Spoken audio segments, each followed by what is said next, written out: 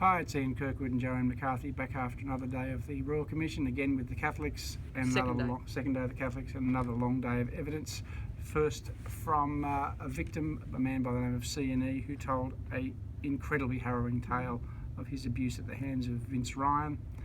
But most of the day was taken up listening to and hearing from Bishop Michael Malone, who was the Bishop of Newcastle from late 95 to 2011. So Joanne, what did you make of all of that? Well, as you said, C&E's evidence was awful, appalling, and just shocking and sickening for everyone to listen to. Vince Ryan is a notorious child sex offender, anyway, words fail. Michael Malone took to the stand. He's familiar with what it's like to give evidence because he did give evidence at the Commission of Inquiry in 2013. Michael Malone had to make some significant concessions today in terms of, he said that the church at one point believed that, touching of children's genitals or something was a moral issue. It wasn't a criminal act. It's a moral matter. So, but they've now seen the light, or they saw the light at some point.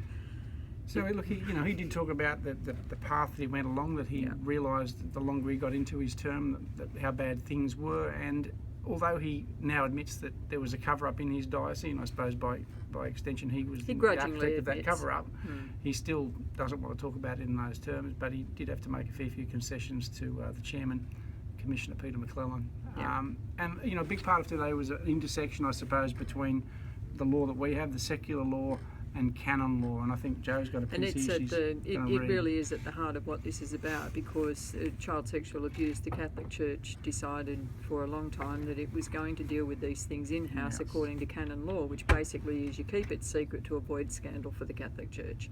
That's what the issue is, and they did not report it to secular authorities and then they made up basically excuses. This is a moral issue, we'll move them, blah, blah, blah, we're naive.